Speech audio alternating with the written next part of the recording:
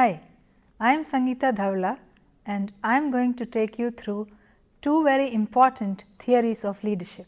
What is leadership? Leadership is commonly defined as a process of influence whereby the leader influences his followers towards attaining the goal.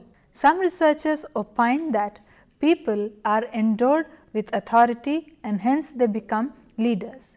We have the age-old debate, leaders are born or leaders are made.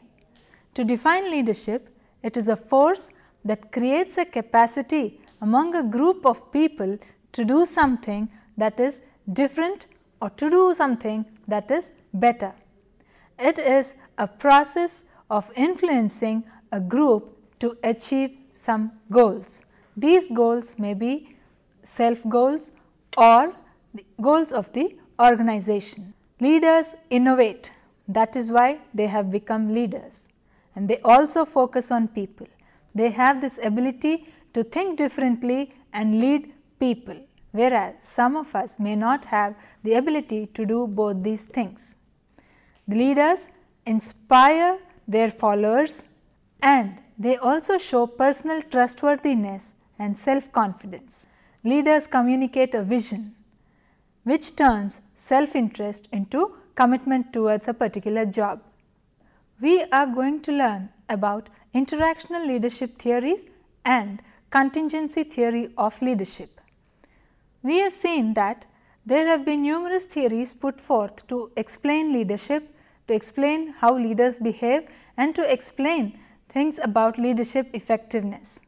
One such school of thought is interactional leadership theories. As the word suggests, interactional means the leader is not made, the leader is not born, but there are a few factors interact which make the person a leader and which make the others follow the leader. The basic premise of interactional theory is that leadership behavior is generally determined by the relationship between the leader's personality and the specific situation at hand.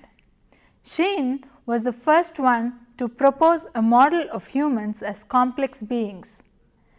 He said that given a working environment as an open system, you can have these leaders emerge.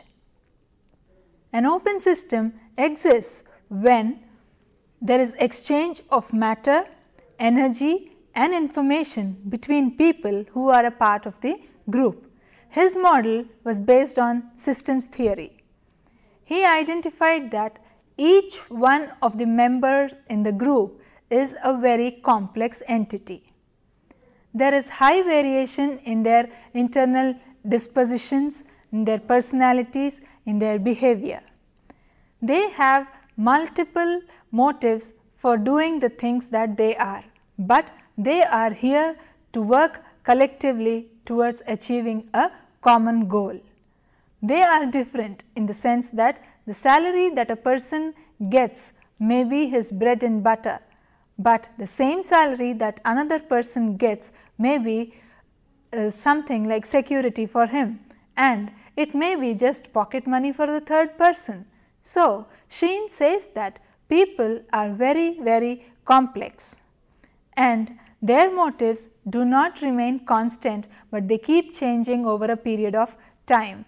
So, there is the dynamic nature that is involved in each and every one of us that make us behave the way we do. The goals also can be different in different situations. For example, if we take the formal groups and the informal groups, the goals will be very distinct and different also. Informal goals, the levels of commitment may not be so high, but the formal goals, the levels of commitment that the followers have to show have to be really high. But whatever it is, the person has to be accepted within the group. All the group members will have to work effectively and efficiently towards achieving the common goal, all under the leadership of one single person. A person's performance and productivity in a given task depend on the complexity of the task, depend on the ability of the person, the experience the person has, and also the motivation that the leader gives him. No single leadership style or strategy is found to be effective in every situation. To be successful, the leader first understand the situation and then identify those appropriate strategies which according to him will give them the desired results. He has to therefore motivate his people to work in that direction. Hollander was another person who identified that leaders have specific roles and followers have specific roles apart from the relationship in which they are. On a given task, the leader and the followers are related to each other, but when you separate them from the task, each one of them has their different set of expectations and different set of roles to play. So, it suggests that followership also is more or less like leadership, with the leader and follower contributing to the working relationship. Entire leadership is seen as a two-way process.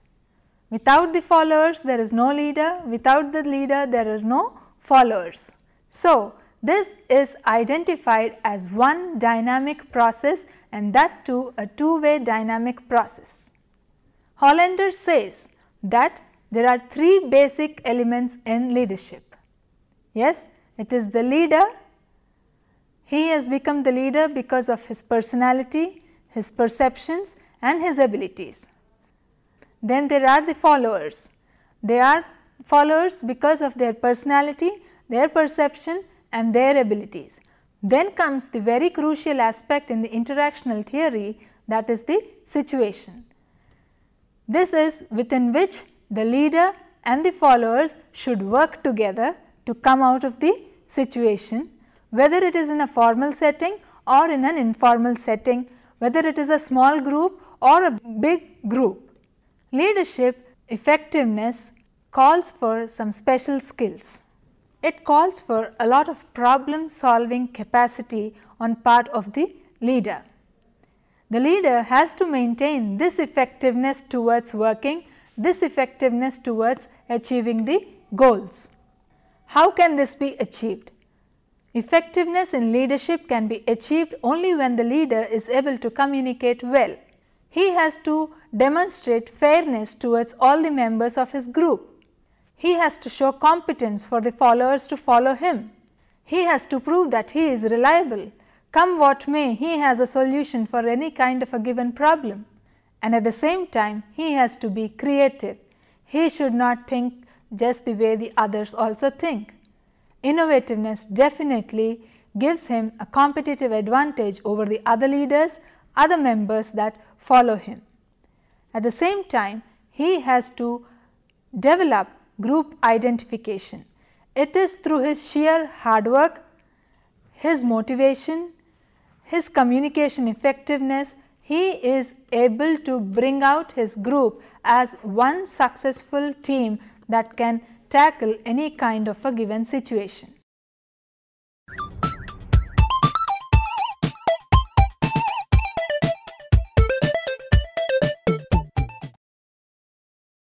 Ouchi was a pioneer in introducing interactional leadership theory after his experience with the Japanese style management to corporate America. Theory Z.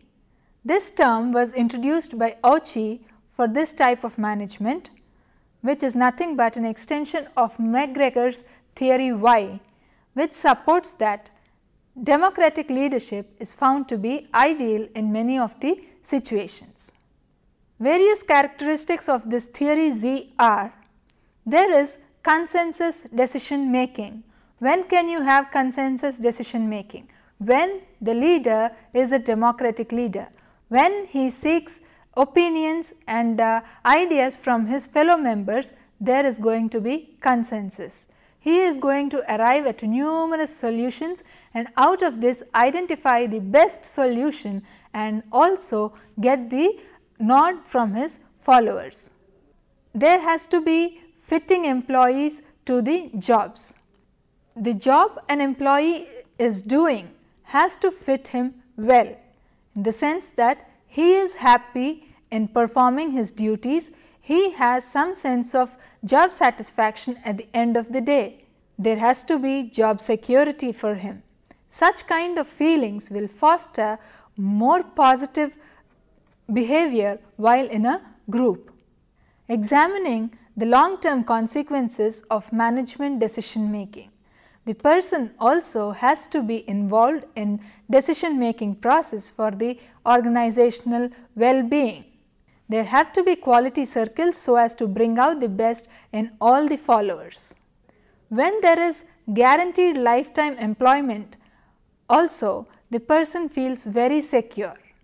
This will bring about a sense of commitment towards the organization, and then it will bring about better performance and better compliance with the leaders or the structures that are there in the organization. Leadership effectiveness is also seen when there are strong bonds that are established between the leaders and the followers. In toto, there has to be a holistic concern towards the subordinates, and only then will the group be able to function as a unified whole towards achieving the goals of the organization or towards accomplishing a given task.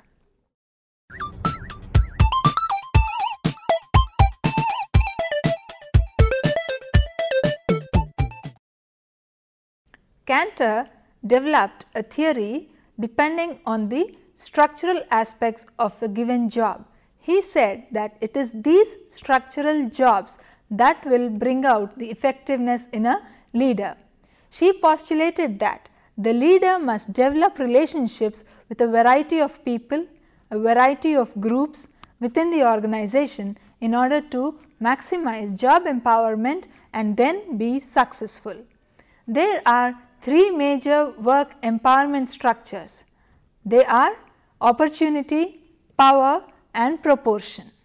Kanter felt that when these work structures have the potential to explain differences in leader responses, behaviors and attitudes, there is bound to be greater effectiveness in the leadership.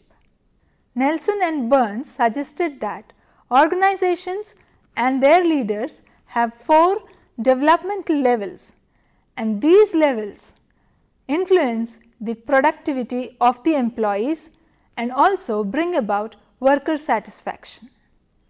The first level is known to be reactive. The reactive leader focuses on the past, he is crisis driven, and he frequently advises his subordinates. This is more or less like the autocratic leader. In the next level is the responsive leader. This leader will mold his subordinates in such a way that they can work together towards accomplishing the goals. This is more like a democratic leader. Although he follows the participative style, the final decision is going to be that of the responsive leader. At the protective level, the leader and followers become more future oriented and hold common driving values. Management and decision making are more participative. This is the protective level. The final level is the high performance teams. The maximum productivity and worker satisfaction are clear. When there is high performance, there is maximum productivity. When there is maximum productivity, the person feels that he has made a significant chunk of contribution towards the organization, and as a result he is bestowed with a lot of job satisfaction. Coming to Brandt's interactive leadership model, it suggests that leaderships or leaders develop a work environment that fosters autonomy and creativity through valuing and empowering followers. These leaders believe that they have to give their subordinates a certain amount of autonomy. They should not always be dictated. They should not always be led. They should be just given a few ideas from which they can carry off. This leadership affirms that each individual is unique in his own way and motivates them to contribute their unique ideas and talents so that they can work in a creative manner towards a common goal. The leader must be in a position to accept responsibility for the outcome of the situation. Whether it is a positive outcome or a negative outcome, he needs to show the kind of responsibility and commitment towards the same.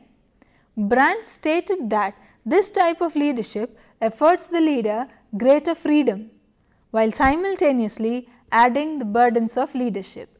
Being a leader is the end of being oneself. Why? Because there are a number of responsibilities that are bestowed on the leader. He should not only take care of his performance, he is answerable to the management above, he is answerable to the subordinates below, he has to get the work done by the subordinates, at the same time face any kind of brickbats that are there in the process. So, leadership itself is a tightrope walk because the person who is the leader has so many faculties to take care of and strike a perfect balance between all these things. Wolf, Boland and Aukerman have also done considerable amount of work in interactional theory and have come up with a collaborative practice matrix.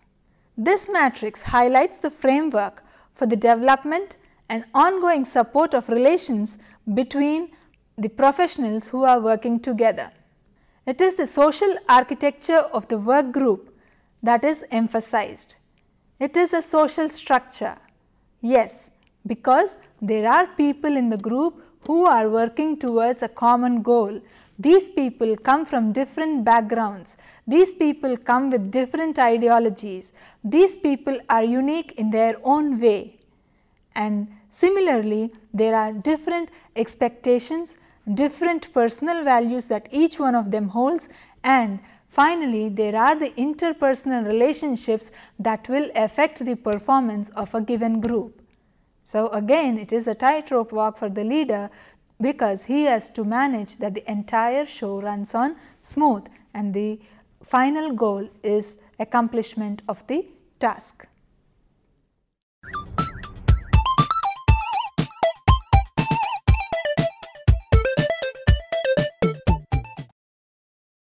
Fiedler developed a dynamic contingency theory of leadership based on 15 years research program that involved 35 specific studies of 1600 groups. His theory postulates that leadership effectiveness depends solely on finding a proper match between the leaders and his followers or proper match between the leadership style of interaction with the subordinates and the degree of influence the leader is able to exercise on the followers. He developed an instrument that purports to measure a person's relationship or task orientation, and he further developed three-dimensional criteria that he believed can be manipulated so as to create the proper match with the behavioral orientation of the leader. This is what he called the LPC scale or the least preferred co-worker. Fiedler set up a questionnaire containing 16 bipolar adjectives. Bipolar in the sense you have two extremes, very good, very bad. For instance, pleasant, unpleasant, efficient, inefficient, which he prefers to as the least preferred co-worker questionnaire. Based on the answers that the respondents gave, leadership orientation can be determined. For example, if the least preferred co-worker is viewed in favorable terms, the respondent can be said to be primarily interested in good personal relationship with the co-workers. He is then termed as relationship oriented.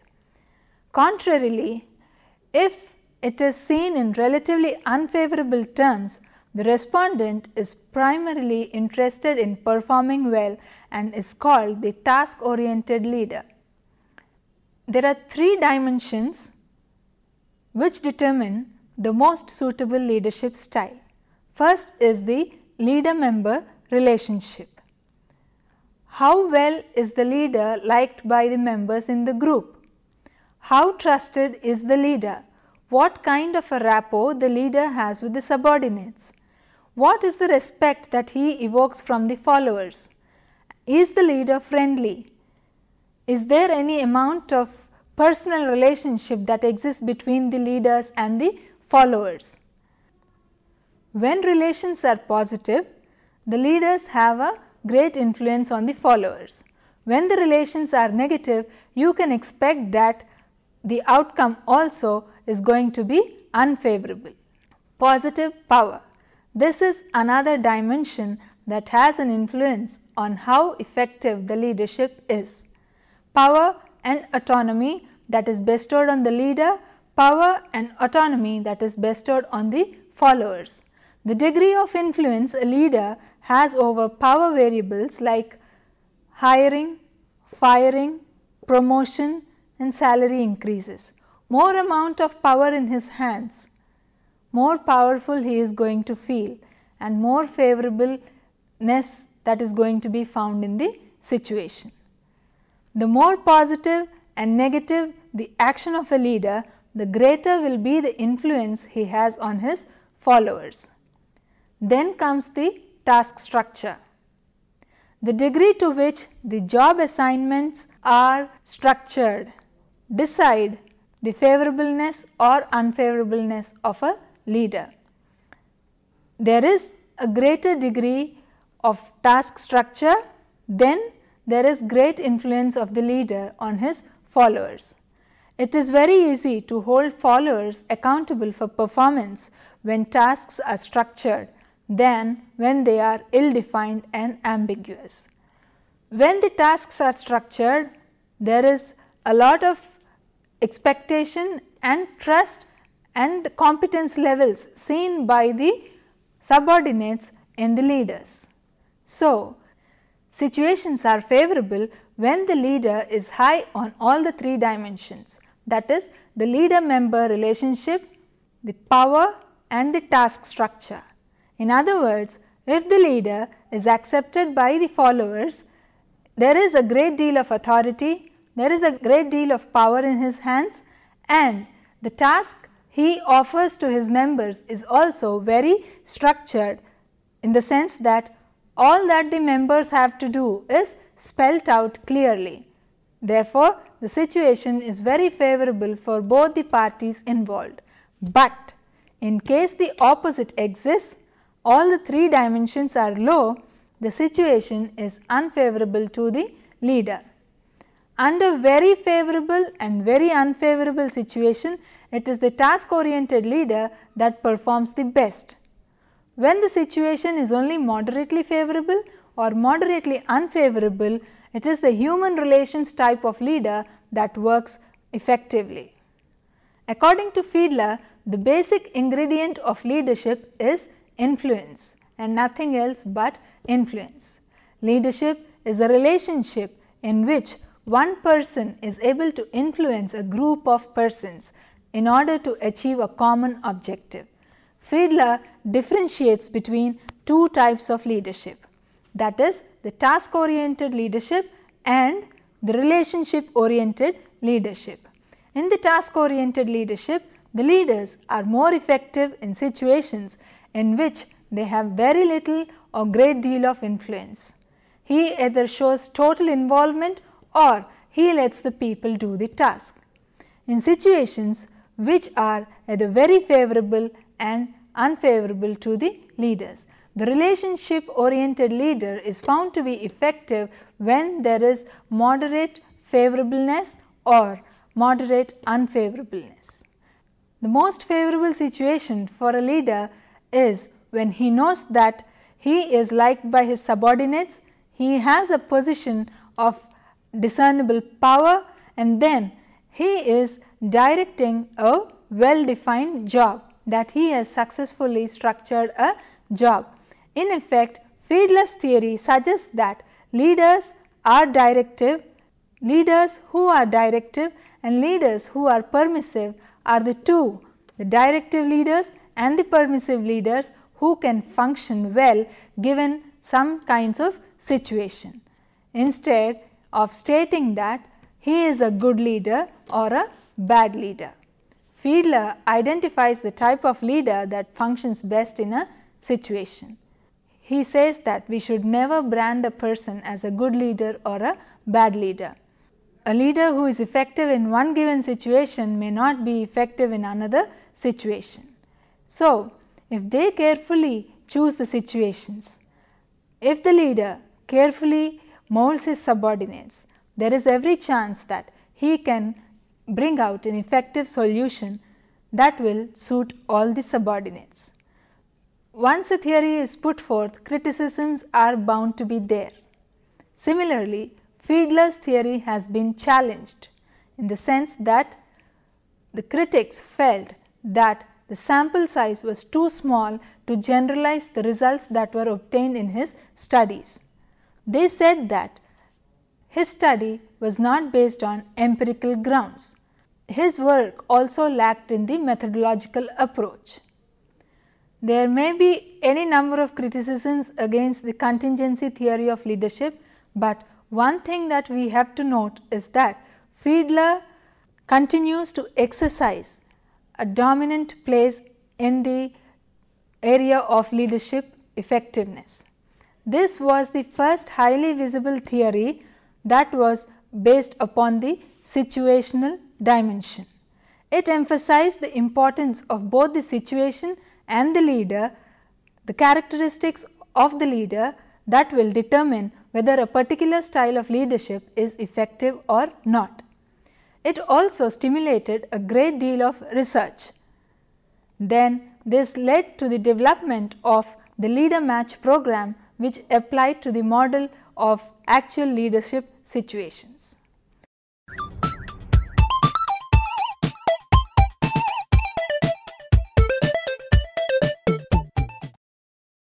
He has done considerable amount of research and has proposed a new contingency theory, which is called the cognitive resource theory. According to this theory, Fiedler has identified that a leader is a person with extra intelligence. He is a person with extra technical expertise. He is a person who has experience.